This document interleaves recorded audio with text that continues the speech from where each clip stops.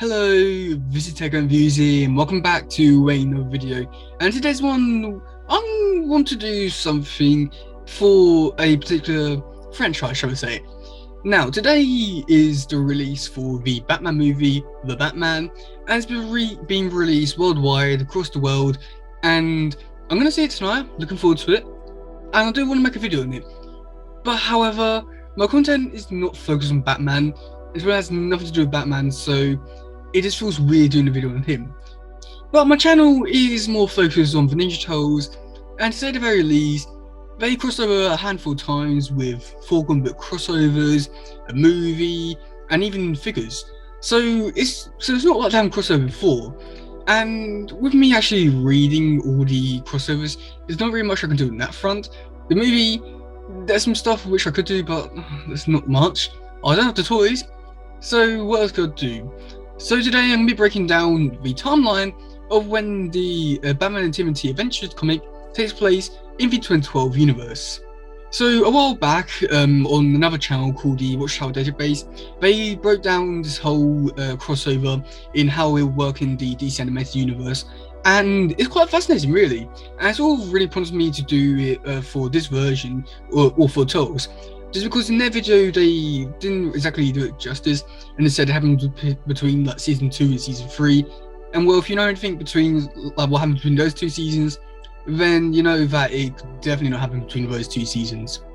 So with this breakdown, I'm not going to do it like how most people do it, where like you just will go through it and then see, like most people, like you see like there's these events that happen, so you know it has happened between there and all that stuff. But with the 2012 show, you can't exactly do that, just because like a good majority of the things that happen in the show, they get retconned so that it never happened, such as the leg getting destroyed at the end of season 2, but then after the Battle for New York episode, they just go back to normal. So the way that we're going to have to be making this crossover down is through the characters, as this will give us a clear indication of where this comic takes place, just due to some of the characters that happen in this crossover. Now, the first character we should go over is the Shredder. Now, he appeared in episode 2 of season 1, so we know that this takes place in, after season 1, or not after, but like during season 1. The next character we get is Snakeweed, who again also appears in at the end of episode 2, and is defeated, but like he does have some little things that we'll be talking about in a while that sort of puts it further in the timeline for a few reasons. Now, the next character is Fishface. He appeared in, I want to say it's episode 15, the Pulverized episode, and so at least we know that takes place after that. Now I need to jump over to season 2. So in season 2, with the characters, we got Raza that appeared in episode 5. I think it was Shalitis, the episode was called. By the way, we know that happens after that. The next one after that we get is Tiger Claw, who appeared in episode 12 and 13 as the introduction, the Manhattan Project, part 1 and part 2, where he came, died, and came back, but that is not really that important for what I'm trying to say here. Next episode, the lonely mutation of Baxter Stockman, we see the mutation of Stockman Fly. It doesn't really help too much with the actual crossover, but it's there, I guess. Now we go over to season 3, we do get the introduction of Beam Rocksteady in the form of the mutated versions, not their human counterparts. So the next thing after that is that's more or less where we can more or less place it in the timeline, is that it takes place during season 3. Now you could say, oh yeah, well this could happen anywhere between season 3 and season 5, but we sort of do need to break it down a little bit more, just because season 4 is all where it can't happen, and anything after that, just because Shredder is defeated, gets turned into Mutant Shredder, and also Splinter dies, so it more or less can only happen in between season 3, or because if you do it after season 3, then they're in space, so there isn't exactly much room for this to actually happen. Okay, so going further into this, we do need actually to break down the comics itself, and do need to look for a few little minor bits that really help us indicate where this takes place. Now the first one is, I think it happens in, I want to say is issue 1. So in the beginning, or roughly the beginning, they're talking about what the Krang came back, and Maggie says, well, we'll just defeat them and send them back to Dimension X like we did last time. Which to me sort of is like a really clear indicator that this happens after the episode Battle for New York Part 1 and Part 2, which is episode 12 and 13 of Season 3. So that's like a real clear indicator that like this happens after that, just because of that, and also the Krang don't get seen until the end of that like the season as well. Now you could say that they're just having like a few episodes afterwards and all that, but like it doesn't really just because like New York is still getting back to normal and just trying to like rebuild itself to be good again, but at the same time the Turtles don't want to get like too or like show them off, because like New York's already just been through enough. They should at least have some time to calm down. Now you're probably wondering, like, shouldn't it happen between like the Creeping Wood, like directly in the episode?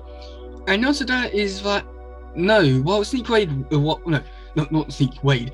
Sneak Weed was in that episode. That wasn't the original version. Now that version was a like clone of him, if you will, from the last time we saw him, which was that episode of New Girl in Town. That's episode. Now at the end of episode 11 of season 2, in My Head Rewired, we do see the original Snakeweed running away, and we never see him again until this issue. So I feel like at least, I mean, that doesn't really help anything, but like we can at least say that that's Snakeweed, I guess, or it could be another clone for all we know. Now I have sort of indicated to see some more or less where this episode, not comic series could actually take place. Now the reason for it all is because of Karai. Now during season 3, Shredder had control of Karai and with like the brainworm sort of thing, and was used her against the Turtles for good. I was about to say good reason, but I don't think you can really say that for what happened. But still, either way, if Shredder still had control of Karai, he would have used her against like Harley Quinn, Joker, just to get those like out of his way. But he doesn't. In fact, they don't even mention her. So what happened?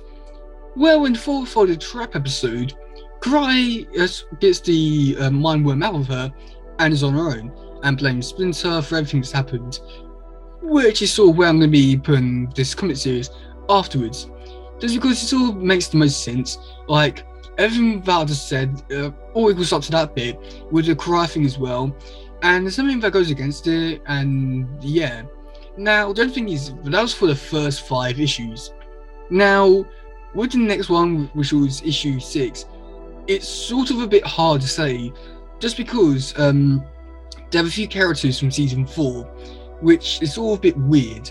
So in this one, we have got Shimigami, Lord Dreg, who else was in there? Mona Lisa, Armagon. So there's a few characters from season 4. So I'm going to say that issue 4 happens between season 6, not season 6, season 4, maybe 5. And now this is all a bit weird. So we can at least say that happens after City at War, just because of Shimigami. However, the Krang never really met her until season 5, so maybe it happens after then. And then like with the other characters like Armagon, Lord Dreg, Mona Lisa, we can at least say that like that happened in the past with like a 6-month gap sort of thing. So you can at least say that they're new and there. But the weirdest thing is that Shredder and Splinter are there in a Shredder's in his normal form. So this wouldn't surprise me, because like, they didn't meet them or didn't see them after the Annihilation episode. It wouldn't really surprise me if they don't actually know what happened to Shredder. And yeah, and again with Splinter, they they haven't seen him for quite a while, so it wouldn't really surprise me if they don't know what happened to him. It might be the reason why they saw him in his hallucination. But yeah, so issue 6 could really just happen like during season 5, after season 5, or like halfway through season 4. At least needs to take place after City of War episode. But I guess that really depends on how you want to look at things. If anything, you can just say, oh, it's just another Tales of TMNT, really. But yeah, that's gonna be it for today's video. I do hope you enjoyed this one. I do hope you like agree with me with this, with where I put it. I hope you do. If not, then I'm open to suggestions, like see where like you guys will put it. And also, I just want to know what people think about the Batman movie. I hope it's good. I hope. Yeah, that's gonna be it for today, guys. If you did awesome, please share, like, subscribe, and all that stuff. Goodbye, yo. Bye.